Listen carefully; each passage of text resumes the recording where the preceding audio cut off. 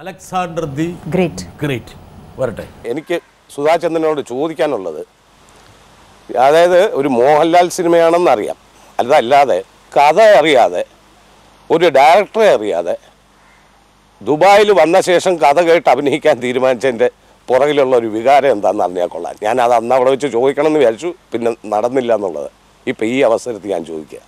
Alexander the ഗ്രേറ്റിൻ്റെ സംവിധായകൻ പ്രത്യേകിച്ച് യാതൊരുവിധ പരിശോധന നടത്താതെ ആ സിനിമയിലേക്ക് എടുത്തിയാടി എന്തുകൊണ്ടാണ് അദ്ദേഹം ചോദിക്കുന്നത്? Mohan sir, producer Menon sir, ദുബായിൽ ഞാൻ ഫസ്റ്റ് ടൈം പെർഫോം ചെയ്യാൻ പോകുമ്പോൾ കുറേ പ്രശ്നങ്ങളുണ്ടായിരുന്നു.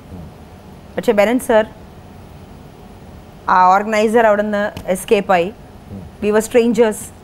ഇന്ന് പോലെയല്ല ആ സമയത്ത് ദുബായ് 85, ഞാൻ പറയുന്നത് 85-86 ഒന്നുമില്ലാണ്ട് ഞങ്ങളുടെ മ്യൂസീഷ്യൻസ്, എൻ്റെ അച്ഛനും അമ്മയും we were stranded there. One help Menon sir ചെയ്തു ഞങ്ങൾക്ക്. ടിക്കറ്റ്, കുറച്ച് കാശ് തന്ന് തിരിച്ച് ബോംബെയിലേക്ക് അയച്ചു. ആ നന്ദിയാണ്. സർ എന്നെ വിളിച്ചപ്പോൾ ഈ സെഡ് 2 things. ഞാൻ മെനനാണ് സംസാരിക്കുന്നത്. ദുബായ് മെനൻ, അറിയാം സർ, നല്ല റോളാണ്, സുധ ചെയ്യുമോ? എനിക്ക് അറിഞ്ഞുകൂടാ സാറേ. ലക്ഷ്മി മാം പറഞ്ഞു സുധയ്ക്ക് ഈ റോൾ ചെയ്യാം. സോ എൻ്റെ വിശ്വാസം ലക്ഷ്മി മാം, ഇത്രയും ഒരു വെറ്ററൻ ആക്ട്രസ് പറയുന്നെങ്കിൽ it should be a good role. എൻ്റെ ഒരു ആഗ്രഹം മോഹൻലാൽ സാറെ കാണും. ഞാനൊരു ഭയങ്കര ഫാനാണ്. ഐ മീൻ, ഇന്ന് ഞാൻ പറയുന്നു, Hollywood may have the best of actors. India has one genius and that's Mohanlal. So for me, he is an institution and today's actor. So 4-5 combinations ellam work cheyadu.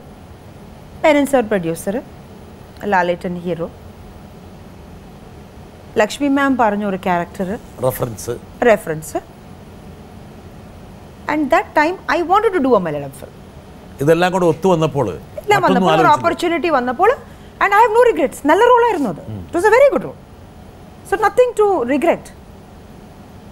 പക്ഷേ unfortunately either the film didn't do well. പ്രതീക്ഷിച്ച പോലെ ചെയ്തില്ല. അതെ, that was one.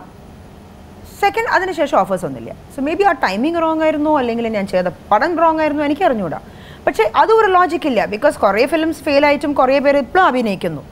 അത് still ഞാൻ ഈ side നോക്കിയാലും ഞാൻ എപ്പോഴും ഒരു കോയിൻ്റെ 2 sides നോക്കും. മേ ബി നമ്മൾ അഭിനയിച്ച പടം അത് സക്സസ്ഫുൾ ആയില്ല, മേ ബി അതർ റീസൺ ആയിരിക്കുമോ.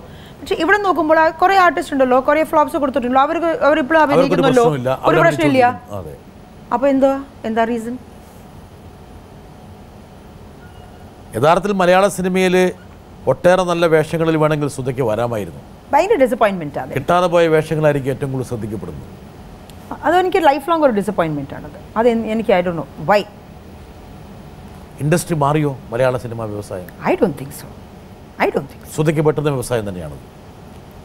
കുറേ റോൾസ് ഉണ്ടല്ലോ. ഇപ്പോഴും ഞാൻ ഫിലിംസ് കാണുമ്പോൾ എനിക്കറിയാമല്ലോ ഈ റോൾ എനിക്ക് ചെയ്യാൻ. ഓരോ കഥാപാത്രങ്ങളെ കാണുമ്പോൾ അതിലേക്ക് ഇറങ്ങും. അതെ, അത് ഇച്ച് ചെയ്യും വല്ലാതെ. അത് എപ്പോഴും അച്ഛൻ എപ്പോഴും മലയാളം ഫിലിംസ് കാണുമ്പോൾ എപ്പോഴും എൻ്റെ അടുത്ത് പറയും, വാ ഇരിക്കുക, ഫിലിംസ് കാണും, മലയാളം ഫിലിംസ് കാണും. എനിക്ക് എന്തോ ആ കാണുമ്പോഴാണ് ആ ഒരു ഫീലിംഗ്, ഒരു ബിറ്റർനെസ് വരുന്നു. ഛേ, ഇത്രയും ഒരു നല്ല ഇൻഡസ്ട്രിയിൽ എനിക്ക് ഒന്നും ചെയ്യാൻ പറ്റിയില്ലല്ലോ, അല്ലെങ്കിൽ എൻ്റെ ഒരു ടാലൻറ്റ് ആരും ടാപ്പ് ചെയ്തില്ലല്ലോ. ഞാനിത് പറയുന്നില്ല, ഞാൻ ഭയങ്കര ടാലൻറ്റഡ് ആണെന്നൊന്നും ഞാൻ പറയുന്നില്ല. പക്ഷെ ഇച്ചിരി ഒരു ടാലൻറ്റ് ഉണ്ട്, അതുപോലെ ഞാൻ യൂട്ടിലൈസ് ചെയ്തില്ലല്ലോ. അതെനിക്കൊരു ഭയങ്കര റിഗ്രറ്റ്.